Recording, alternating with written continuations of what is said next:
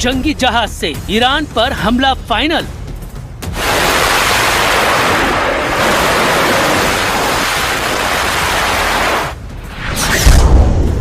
Trump का operation freedom, Iran का बचना नामुमकिन।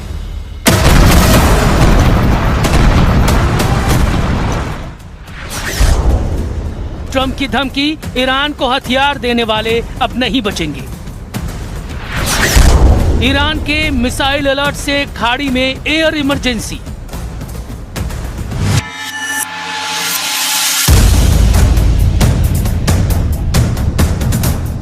अमेरिका के जंगी जेट को मिसाइलों से लैस कर दिया गया है। अमेरिका के लड़ाकू जहाज आसमान में उड़ने लगे हैं।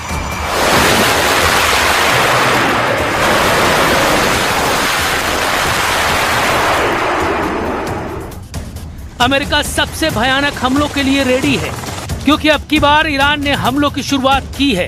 ट्रंप को चैलेंज देकर ईरान ने संयुक्त अरब अमीरात को ड्रोन और मिसाइल हमलों से दहला दिया है। ईरान ने अमेरिकी नौसेना के युद्धपोत पर मिसाइल हमले का दावा तक किया है। ईरान की फार्स न्यूज एजेंसी ने बताया है कि जास्क के पास अमेरिकी नौसेना के जहाज पर 2 मिसाइलें गिरी हैं। रिपोर्ट में कहा गया है कि इस अमेरिकी युद्धपोत ने रिवॉल्यूशनरी गार्ड की चेतावनियों को नजरअंदाज कर दिया था, जिसके बाद मिसाइलों के धमाके किए गए।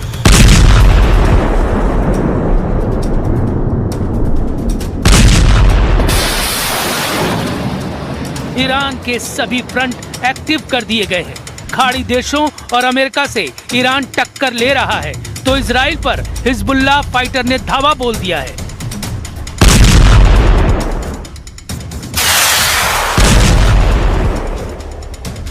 संयुक्त अरब अमीरात की फुजैराह ऑयल साइट है ये। धमाके ड्रोन बम के हैं। धुआं बारूदी धमाके के बाद क्रूड ऑयल में लगी आग से उठ रहा है।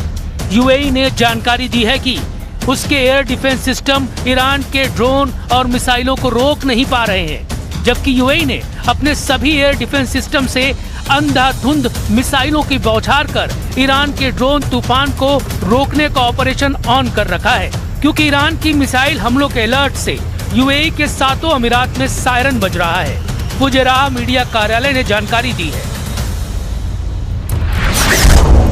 कि ईरान के ड्रोन हमलों में ऑयल साइट पर 3 लोगों को गंभीर चोटें आई हैं। फ्लाइट रडार 24 की रिपोर्ट के मुताबिक ईरान के ड्रोन और मिसाइल हमलों के खौफ से यूएई के दुबई और शारजा जाने वाली सभी उड़ानें फिलहाल रद्द कर दी गई हैं। ईरान के भीषण हमलों से भड़के ट्रंप ने धमकी दी है कि ईरान को धरती से मिटा दिया जाएगा। ट्रंप ने चेतावनी दी है कि अगर ईरान अमेरिकी जहाजों पर हमला करता है तो उसे धरती से मिटा दिया जाएगा। ट्रंप ने ईरान से युद्ध को मिनी वॉर बताया है। ट्रंप का दावा है कि ईरान के पास युद्ध लड़ने के लिए न नेवी बची है, न कोई जंगी हथियार। I call it a mini war because that's all they are. They don't have a navy anymore. Think of it. They had 159 ships. How many do they have left, Kelly? Out of 159, take a guess. She's very smart. 0. 159 ships. In the first 2 weeks, 159 ships. Trump जिसे mini war समझ रहे हैं, Iran ने उसे अपनी सबसे बड़ी लड़ाई बना रखा है। ईरान ने हॉर्मुज स्ट्रेट की तरफ झांकने वालों को बर्बाद कर डालने का ऑपरेशन शुरू कर दिया है। हॉर्मुज का नया नक्शा जारी कर ईरान ने पूरे इलाके में विस्फोटक लड़ाकू बोट्स की तैनाती कर दी है। ईरान के सरकारी मीडिया के मुताबिक नए नक्शे में तेहरान के सैन्य अधिकार क्षेत्र की पश्चिमी सीमा ईरान के केशम आइलैंड और यूएई के अल क्वैन के बीच खींची गई है। पूर्व की ओर ये सीमा ईरान के माउंट मुबारक और संयुक्त अरब अमीरात के फुजैराह को जोड़ने वाली रेखा तक फैली हुई है। रिवॉल्यूशनरी गार्ड्स के कमांडर यादुल्लाह चवानी ने इस रेंज में आने वाले दुश्मनों को जो धमकी दी है, उसे सुन लीजिए। کشتی که میخواد رد بشه ترددی داشته باشه باید با اجازه نیروهای مسلح جمهوری اسلامی این کار انجام بده تا از امنیت برخوردار باشه. هر شناوری مال دشمن متخاصم بخواد رد بشه. अमेरिकी नेवी होर्मुज के रास्ते में फंसे जहाजों की मदद में जुटी है, लेकिन ईरान ने ट्रंप के प्रोजेक्ट फ्रीडम को प्रोजेक्ट डेडलॉक बना दिया है। ईरान ने आरोप लगाए हैं कि होर्मुज स्ट्रेट में अमेरिका ने 5 बेगुनाह नागरिकों की हत्या कर दी है।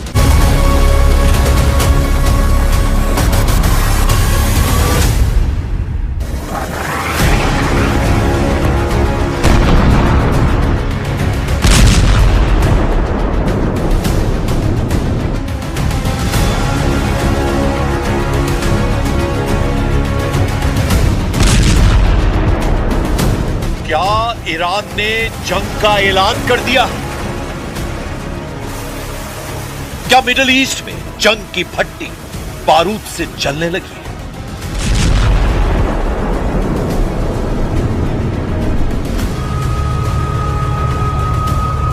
यूएई में तबाही का ट्रेलर दिखाकर क्या तेहरान ने इजराइल में तबाही का टाइम फिक्स कर दिया है?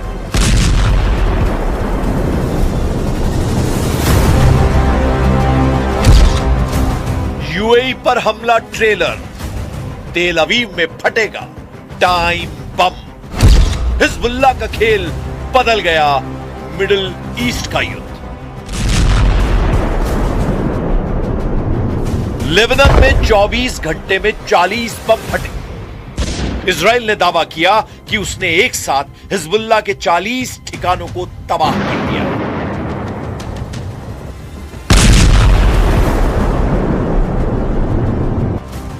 आईडीएफ अब तक हिजबुल्लाह के 150 से ज्यादा ठिकानों पर अटैक कर चुका है।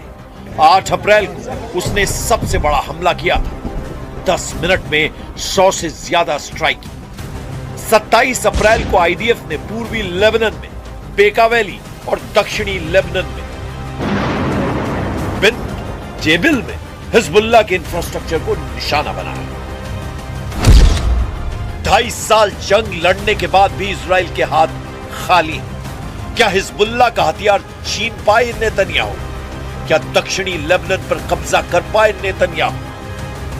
क्या तेहरान को डरा पाए नेतन्याहू? इजराइल के सेना का दावा है कि अक्टूबर 2023 से अब तक उसने हिजबुल्लाह के 3,500 से ज्यादा ठिकानों पर हमले किए हैं। 1,000 से ज्यादा ऑपरेशन को अंजाम दे चुका है, जिसमें 800 से ज्यादा तो सिर्फ एयर स्ट्राइक है। सैकड़ों हिजबुल्लाह कमांडर्स को मार चुका है। उनकी मिसाइल और रॉकेट क्षमता को 80% खत्म कर चुका है। लेकिन पिछले हफ्ते ही हिजबुल्लाह ने इजराइल की सेना को चौंका दिया। हिजबुल्लाह के ड्रोन अटैक से आईडीएफ की बटालियन हक्का बक्का रह गई। इजरायली सेना की यूनिट में अफरा तफरी मच गई। ड्रोन अटैक को नाकाम करने के लिए आईडीएफ के सैनिक इधर से उधर भागने लगे।